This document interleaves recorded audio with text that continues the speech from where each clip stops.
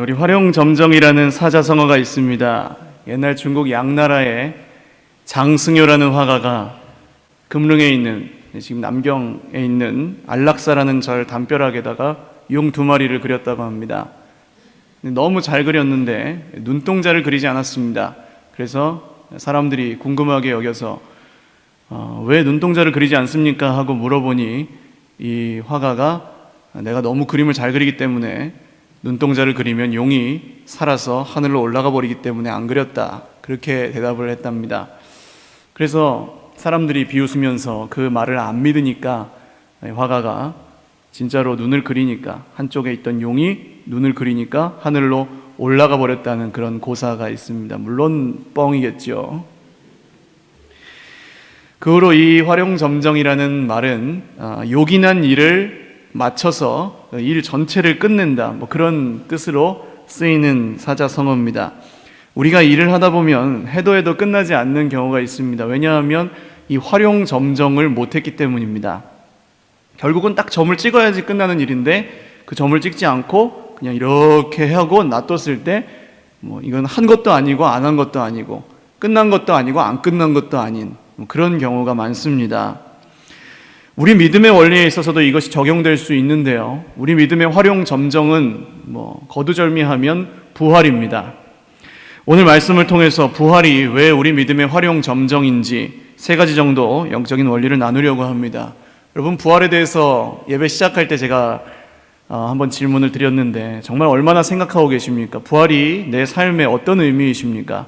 이것이 정말로 오늘 부활이 그냥 부활절에만 기억하는 사건이 아니라 실제로 우리 삶에 참 소망이 되는 은혜가 있으시기를 주님의 이름으로 축원을 드립니다.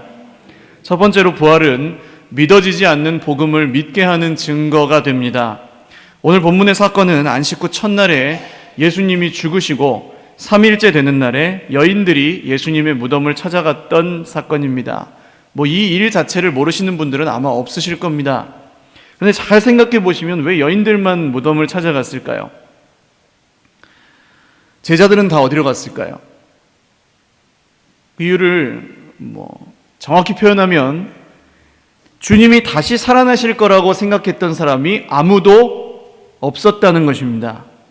제자들은 아예 안 믿었고요, 여인들은 그냥 예수님이 불쌍해서 장례식을 치러드리려고 예수님의 무덤에 간 것이었죠. 당연한 일입니다. 십자가에서 그렇게 피 흘리고 매 맞고 채찍 맞고 죽으신 주님의 모습을 봤다면 그런 주님이, 그렇게 죽으신 주님이 다시 살아나신다는 건 믿을 수가 없는 일입니다. 그런데 사실 주님이 이전에 이 부활에 대해서 말씀하신 적이 있습니다. 오늘 이 무덤에 간 여인들이 예수님의 시체 대신에 2 천사를 만나는데요, 천사들이 이렇게 말합니다. 5절에서 7절 말씀 읽겠습니다. 여자들이 두려워 얼굴을 땅에 대니 2 사람이 이르되 어찌하여 살아있는 자를 죽은 자 가운데서 찾느냐? 여기 계시지 않고 살아나셨느니라. 갈릴리에 계실 때에 너희에게 어떻게 말씀하셨는지를 기억하라. 이르시기를 인자가 죄인의 손에 넘겨져 십자가에 못 박히고 제3일에 다시 살아나야 하리라 하셨느니라 한데 아멘. 예수님께서는 이미 이전에 이 일에 대해서, 예수님이 십자가에 못 박히시고 3일 만에 부활하실 것에 대해서 말씀을 하셨습니다. 그것도 한 번도 아니고 3번이나 말씀하셨습니다. 복음서에 보면 보통 순환 예고라고 부릅니다. 이 순환 예고를 제자들에게 3번이나 하셨습니다. 그런데 제자들은 예수님을 믿는다고 하면서도 그 말씀을 기억조차 하지 못했던 것입니다. 만약에 한 사람이라도 주님이 살아나실 거라고 믿었다면 이래야 정상입니다. 아침에 일어나서 제자 중에 한 사람이 오늘 주님이 살아나신다고 하는 그날이다, 빨리 무덤에 가보자. 그러면 다른 한 사람이 맞아 그거 나도 기억해, 가서 예수님 살아나셨는지 가서 보자. 그러면 또 다른 제자가 맞아 대제사장이 얼마나 놀랄까, 우리 주님 다시 살아나실 거야 하고 가야지 정상입니다. 그런데 단 한 사람도 그 말씀을 기억조차 하는 사람이 없었다고 오늘 성경은 기록하고 있는 것입니다. 그런데 오늘 말씀 8절을 보십시오. 읽겠습니다. 시작. 그들이 예수의 말씀을 기억하고 아멘. 언제 이게 기억이 났습니까? 빈 무덤을 보고서야 예수님의 그 말씀이 기억났습니다. 한 번도 아니고 3번이나 귀에 못이 박히게 들었던 그 말씀이 전혀 기억도 안 나다가 오늘 이 부활이 눈앞에 보인 후에야 이 말씀이 그들에게 기억이 났습니다. 부활은 우리에게 이런 증거가 됩니다. 기억나지 않던 말씀이 부활의 주님을 만난 후에 그 말씀이 기억이 나고 믿게 되는 것입니다. 믿을 수 없는 어떤 말씀이, 믿어지지 않는 어떤 말씀이, 상식적으로 이해가 가지 않는 그 말씀이 부활의 주님을 만난 그 부활의 현장을 경험한 사람에게는 믿어진다는 것입니다. 오늘 이런 은혜가 저와 여러분에게 있으시기를 주님의 이름으로 축복을 드립니다. 이 예수님이 부활하셨다는 사건 앞에서만 복음이 복음될 수 있다는 말씀이에요. 부활은 땅에 속한 우리의 눈을 하늘로 돌리게 해주는 하나님의 능력입니다. 왜 제자들이 이 말씀을 기억하지 못했을까요? 여러분, 믿지 못했다는 것까지는 이해가 갑니다. 왜냐하면 당연히 못 믿죠. 십자가에 죽은 그 현장을 다 봤는데 어떻게 이게 믿어집니까? 다시 살아난다는 게. 믿을 수 없었다는 건 그렇다 치고요. 그러나 왜 기억하지도 못했냐는 겁니다. 3번이나 말씀하신 그 말씀을요. 그 이유는 내 마음에 드는 말씀은 달게 듣고 기억하였지만 내 생각과 다른 말씀은 듣지 않았기 때문입니다. 부활의 소망이 없는 사람, 예수님의 부활에 별 의미를 두지 않는 신앙, 예수님의 부활이 나랑 별로 상관없는 사람의 신앙이 바로 이와 같습니다. 나에게 이 땅의 삶이 전부예요. 그래서 이 땅에서 살아가는데 예수님이 도움을 주면 좋은 거고 안 주면 나랑 별로 상관없는 겁니다. 그래서 내가 원하는 말씀, 내가 참 마음에 드는 말씀 같은 걸 들으면 마음이 좋고 은혜도 받고 하지만 내 생각과 다르고 내 삶과 부딪히고 내가 손해봐야 되고 그런 말씀을 들을 때는 잘 안 들리고 기억조차 나지 않는 것입니다. 그러나 예수님이 부활하신 이유는 무엇입니까? 성경은 이렇게 말씀합니다. 고린도전서 15장 19절에서 20절입니다. 읽겠습니다. 만일 그리스도 안에서 우리가 바라는 것이 다만 이 세상의 삶뿐이면 모든 사람 가운데 우리가 더욱 불쌍한 자이리라. 그러나 이제 그리스도께서 죽은 자 가운데서 다시 살아나사 잠자는 자들의 첫 열매가 되셨도다. 아멘. 주님은 이 부활을 통해서 우리에게 이렇게 말씀하고 계시는 것입니다. 이 세상의 삶이 전부인 줄 알고 사는 너희들아, 너희는 이제 십자가를 통해서 이 세상의 자녀, 죄악의 자녀가 아니라 하나님의 자녀가 되었노라. 할렐루야. 여러분, 부활의 메시지가 바로 이것입니다. 우리는 더 이상 세상의 자녀가 아닙니다. 세상의 소망을 두고 살아가는 사람들이 아닙니다. 돈 몇 푼 버는 게 우리 삶의 목적이 아닙니다. 하나님의 자녀가 되었습니다. 그 증거가 바로 부활입니다. 이 세상에 목매달고 살지 말고 정말 부활의 소망을 가진 하나님의 자녀답게 살라는 것이 이 부활을 통해 주님께서 우리에게 주시는 말씀인 것입니다. 예수님의 부활이 믿어지고 주님의 이 음성이 들릴 때 비로소 성도는 성도답게 살아갈 수가 있습니다. 내 생각과 비록 맞지 않는 말씀이라 해도 그것이 들리게 되어 있습니다. 그리고 그 말씀이 내 삶을 변화시키게 되어 있습니다. 오늘 세상의 어려움과 힘든 가운데 또 나에게 실망하고 낙심한 가운데 잔뜩 화가 나서 예배 자리에 나왔을지라도 말씀을 듣는 가운데 부활의 주님을 만나고 그 부활의 주님이 내 소망이 되셔서 내 삶을 변화시키는 역사가 이 말씀 가운데 일어나게 되어 있습니다. 이 모든 것의 열쇠가 바로 부활을 믿느냐 믿지 않느냐, 부활이 지금 내 삶에 정말 의미가 있느냐 없느냐, 이것 하나로 갈린다는 것입니다. 사랑하는 여러분, 이 십자가도 고난도 부활도 믿음 좋은 어떤 사람의 이야기가 아니라 오늘 이 땅을 살아가는 나의 이야기인 줄로 믿으시고 이 말씀을 받으시기를 주님의 이름으로 축원을 드립니다. 모든 불가능을 가능케 하시고 모든 믿을 수 없는 것을 믿게 하시는 하나님의 복음의 능력이 이 부활의 소망을 믿는 저와 여러분에게 넘치게 이 능력이 역사하시기를 주님의 이름으로 축원을 드립니다. 두 번째로, 부활은 말씀대로 이루시는 주님의 신실하심의 증거입니다. 말이 조금 복잡한 것처럼 보이지만 간단하게 말씀드리면 주님은 말씀하신 것은 안 이루신 것이, 못 이루신 것이 하나도 없다는 그런 이야기입니다. 제가 지난주에 새벽 기도를 하면서 하나님께서 주신 생각이 있었습니다. 한번 따라 하실까요? 하나님은 안 하신 것이 없고 나는 한 것이 없다. 할렐루야. 여러분, 이 말이 인정이 되십니까? 인정이 되십니까? 할렐루야.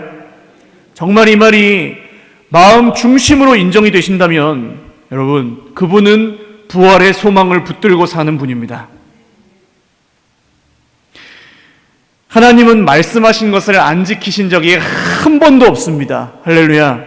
인류 역사를 통틀어서도 그렇고 내 삶의 인생에서도 하나님이 말씀하신 게 안 지켜진 적은 단 한 번도 없습니다. 마태복음 28장 5절에서 6절입니다. 오늘 이 사건을 마태도 기록하고 있는데요. 같이 한번 읽어보겠습니다. 천사가 여자들에게 말하여 이르되 너희는 무서워하지 말라. 십자가에 못 박히신 예수를 너희가 찾는 줄을 내가 아노라. 그가 여기 계시지 않고 그가 말씀하시던 대로 살아나셨느니라. 와서 그가 누구셨던 곳을 보라. 아멘. 여기서 핵심은 그가 말씀하시던 대로입니다. 여러분, 우리 삶에 하나님이 안 이루신 것 없이 그 말씀대로 다 이루셨다는 것을 믿는 열쇠가 바로 이 말씀대로 살아나신 부활이라는 것입니다. 죄와 사망의 문제까지 완전히 해결하신 예수님께서 우리 삶에 있는 그 어떤 문제라도 해결 못하실 것이 있느냐는 것입니다.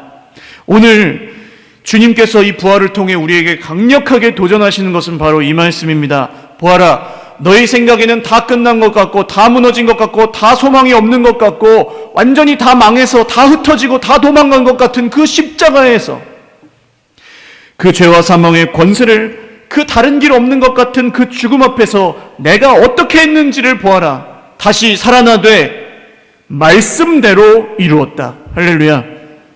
여러분, 이분이 주님입니다. 말씀대로 그 아무데도 갈 데 없는 것 같은 그 상황에서 말씀대로 정말 말도 안 되는 일을 이루신 분이 주님이십니다. 여러분, 이게 믿어질 때 우리 삶에도 어떤 어려움이 와도 어떤 고난이 와도 주님을 믿을 수가 있는 것입니다. 부활을 믿는 사람은 다른 두려움이 없습니다. 그분이 하셨던 말씀대로 이루시는 주님이 지금도 나와 동행하시기 때문입니다. 죽음도 두렵지 않는데 여러분, 말씀대로 다시 살리실 것을 믿는데 우리가 오늘 이 땅에 어떤 문제가 두렵겠습니까? 어떤 문제도 우리를 해칠 수가 없고 어떤 고난도 우리를 주님이 주시는 이 은혜에서 끊어낼 수가 없습니다. 이것이 부활의 소망을 믿는 사람의 능력입니다. 사랑하는 여러분, 내 생각대로 굴러가지 않을 때 너무 낙심하지 마십시오. 세상이 너무 불합리한 것 같고 악인들이 형통하고 억울한 일이 많아도 여러분 우라통이 터지고 막 분노할 때 여러분 섣불리 원망하고 불평하지 마십시오. 하나님이 살아 계시고 부활의 주님은 말씀하신 대로 결국 승리하실 것입니다. 이것이 우리 믿는 자들의 믿는 구석이고 유일한 소망이 되는 것입니다. 이것이 부활이 믿어질 때 우리가 이것도 믿을 수 있는 것입니다. 이것이 마지막 드릴 말씀인데요. 세 번째로, 부활은 현재의 고난을 견딜 수 있는 소망이 됩니다. 왜 제자들이 이 예수님이 부활하신다는 말씀을 기억조차 하지 못했을까요? 십자가의 충격이 너무 컸기 때문입니다. 우리 인생에도 여러분 이런 일이 일어납니다. 우리가 복음을 듣고 예수님이 어떤 분이신지를 알고 있습니다. 믿는다고 하면서 교회도 나옵니다. 또 하나님께는 능치 못하신 일이 없으시다고 살아계신 하나님, 역사하신 하나님을 찬양하고 고백을 합니다. 그런데 인생에 고난이 닥쳐옵니다. 십자가를 져야 될 상황이 오고 속이고 속임당하고 빼앗기고 또 자존심 상하고 억울해야 할 상황이 옵니다. 그때 우리 머릿속에서 우리가 믿던 것들은 다 도망가 버립니다. 우리가 고백했던 하나님이 다 잊어버려집니다. 보이는 것이 전부인 것 같고 어떤 사람이나 문제 때문에 뭐가 안 되는 것 같다고 늘 원망하고 불평합니다. 하나님 지금 뭐 하시는 거냐고 슬며시 따지는 마음까지도 생깁니다. 그때에 내가 지금까지 믿어온 건 도대체 뭔가 허무해지기까지 합니다. 여러분, 이럴 때 고난 때문에 하나님을 떠나는 사람들 보셨잖아요. 그런데 여러분, 고난의 때는 어떤 때입니까? 오히려 더 말씀을 붙들고 기도해야 될 때입니다. 할렐루야. 근데 그때의 기도가 안 된다고 그냥 쓰러져 버리고, 그때에 안 믿어져서 못 믿겠다고 하며 떠나버린단 말이에요. 이러다 보니까 신앙생활에는 늘 기복이 있습니다. 결국 근데 그 문제가 어디에 있느냐? 이 부활이 믿어지느냐 안 믿어지느냐. 좋을 때, 잘 될 때는 믿는 것 같은데 안 될 때, 실패할 때, 낙심할 때는 안 믿는 건 관두고, 기억이 안 나는 건 관두고 주님이 어떤 분이신지조차 잊어버린다는 거예요. 제가 이것을 언제 깨달았냐 하면 저의 모습을 보면서 깨달았습니다.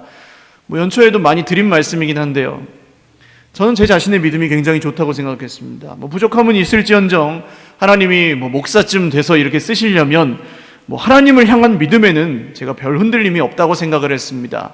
그런데 어려움 앞에서, 고난이 닥쳐왔을 때, 실패하였을 때, 여러분, 믿음이 아니더라고요. 어려운 일이 생기니까 기도하기보다는 화를 내고 있는 제 자신을 발견했습니다.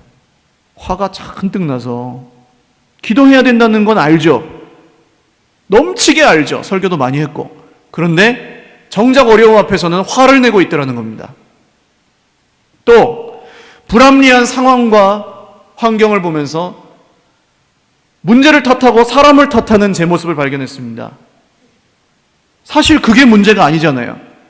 하나님이 능력이 없어서 문제 때문에, 사람 때문에 일이 안 되게 하시겠습니까? 정말 하나님이 믿어진다면 문제도 사람도 원인이 아니고 오늘 내 믿음만이 문제라는 것을 믿어야 되는데, 그게 고난 앞에서 안 믿어지더라는 겁니다. 또 스스로의 게으름이나 부족함을 보기보다는 뭐가 없어서 그렇고, 뭐가 안 돼서 그렇고, 뭐가 지금 문제라서 그렇고, 이런 생각만 드는 거예요. 그때 주님께서 제게 하신 응답은 단 한마디였습니다. 내가 누구냐? 하나님이시잖아요. 그런데 너 왜 그러느냐? 진짜 네가 하나님을 하나님이라고 믿는다면 너 왜 그러느냐? 진짜 하나님이 하나님이라면, 진짜 예수님이 부활의 주님이라는 걸 믿는다면 너 오늘 왜 그렇게 화내고 원망하고 불평하고 탓하고 뭐가 없어서 안 되고 뭐가 없어서 안 된다고 핑계대고 있느냐? 하나님이 다 할 걸 못 믿느냐? 하나님이 그 말씀대로 다 이루실 것을 믿지 못하느냐? 그렇다면 네가 믿는 하나님이 진짜 하나님이냐? 네가 믿는 예수님이 진짜 부활의 예수님이냐? 물어보시더라고요. 문제 앞에서 주님이 어떤 분이신지 지금까지 신나게 공부하고 외웠던 이 말씀들 다 잊어버리더라고요, 제가. 그렇습니다, 여러분. 주님은 우리 인생의 가장 큰 문제였던 죄와 사망의 문제까지 완전히 해결하신 십자가와 부활의 주님이십니다. 할렐루야. 이게 믿어진다는 말은, 여러분, 예수 믿는다는 말이 단순한 말이 아닙니다. 이게 믿어진다는 말은 지금 내 삶을 둘러싸고 있는 그 어떤 문제라 할지라도 여러분, 죽음보다 더 중하지 않습니다. 죽음보다 더 큰 문제 없습니다. 그런데 이 죄와 사망의 문제를 해결해 주신 예수님이 진짜로 살아계신 십자가와 부활의 주님이라는 게 믿어진다면 오늘 내 삶에 있는 그 어떤 문제도 주님은 해결하실 수 있는 분이십니다. 말씀대로 주님의 뜻이라면 해결되지 못할 문제는 없고 넘어서지 못할 고난은 없는 것입니다. 그래서 부활의 주님을 믿는 사람은 내 인생에 찾아온 다른 어떤 고난도 능히 견딜 수 있는 힘이 있는 것이고 능히 이길 수 있는 능력이 있는 것입니다. 이런 찬양 있죠. 같이 불러볼까요? 주 안에 있는 나에게 난 근심이 있으랴. 십자가 밑에 나아가 내 짐을 풀었네. 주님을 찬송하면서 할렐루야 할렐루야 내 앞길 멀고 험해도 나 주님만 따라가리. 아멘. 할렐루야. 어떤 사람이 이 찬양을 할 수 있습니까? 부활이 믿어지는 사람만이 이 찬양을 드릴 수가 있습니다. 내 앞길이 멀고 험한데 왜 찬양을 합니까? 주님이 함께 하시기에. 내 인생의 모든 문제 중 가장 큰 문제인 죄와 사망의 문제마저도 완전히 해결하신 주님이 내 인생의 앞길을 앞서가며 개척하시기 때문에 우리가 내 앞길이 멀고 험해도 주님만 따라가면 주 안에 있는 나에게 딴 근심이 없는 것입니다. 할렐루야. 이것이 믿어지시기를 주님의 이름으로 축원을 드립니다. 부활의 주님을 만난 바울이 고난 중에 이런 고백을 하는데요. 같이 읽어보겠습니다. 로마서 8장의 말씀드립니다. 시작. 생각하건대 현재의 고난은 장차 우리에게 나타날 영광과 비교할 수 없도다. 아멘. 또 읽겠습니다. 누가 우리를 그리스도의 사랑에서 끊으리요? 환난이나 곤고나 박해나 기근이나 적신이나 위험이나 칼이랴. 기록된 바 우리가 종일 주를 위하여 죽임을 당하게 되며 도살당할 양같이 여김을 받았나이다 함과 같으니라. 그러나 이 모든 일에 우리를 사랑하시는 이로 말미암아 우리가 넉넉히 이기느니라. 내가 확신하노니 사망이나 생명이나 천사들이나 권세자들이나 현재일이나 장래일이나 능력이나 높음이나 깊음이나 다른 어떤 피조물이라도 우리를 우리 주 그리스도 예수 안에 있는 하나님의 사랑에서 끊을 수 없으리라. 아멘. 부활의 주님을 만난 사람만이, 부활의 주님을 믿는 사람만이 이 고백을 드릴 수 있습니다. 어떤 삶에 우리 고난이 밀려와도 이 고백은 그것을 능히 이길 수 있는 소망의 능력이 됩니다. 심지어는 사망이나 생명이나 했습니다. 죽고 사는 문제라 할지라도 주님 안에서 그것은 문제가 아니라는 것입니다. 여러분, 이것을 믿으시고 오늘 우리에게 있는 모든 고난을 능히 이기시는 부활의 능력, 부활의 소망을 소유한 하나님의 백성들로 살아가시기를 주님의 이름으로 축원을 드립니다. 말씀을 맺습니다. 여러 목사님들이 설교 중에 하신 이야기인데 전 들은 얘기입니다. 꿩 농장이 있대요. 꿩 농장. 어느 동네에 꿩 농장이 있었는데 원래 꿩은 이렇게 막 날아다니니까 양식을 할 수가 없지 않습니까? 사육을. 그런데 이 꿩 농장에서 사육을 시작했다는 말을 듣고 어떤 분이 이제 너무 궁금해가지고 찾아가 보았답니다. 그런데 이 펜스도 하나도 없고 그물도 쳐져 있지 않고 철창도 없고 한데 꿩들이 다 이렇게 땅에 있는 먹이만 잘 주워 먹고 아무도 날아가질 않더라는 거예요. 그래가지고 주인에게 이 꿩이 혹시 닭 아닙니까? 닭. 그리고 막 궁금해가지고 물어보았답니다. 날아가질 않으니까. 이유가 도대체 뭡니까? 주인에게 물어봤더니 주인이 꿩은 머리가 아니고 대가리라고 한답니다. 꿩 대가리를 자세히 보라고 하더랍니다. 꿩 대가리를 자세히 보니 눈 위에 조그마한 모자를 이렇게 씌워놨대요. 선캡을. 그러니까 이 꿩이 하늘이 안 보이니까 무서워서 못 나는 겁니다. 사실은 이거 쓰여져 있으나 안 쓰여져 있으나 날개는 그대로인데 요거 하나 가려져 있다고 못 나는 거예요. 여러분, 오늘 우리의 모습은 어떻습니까?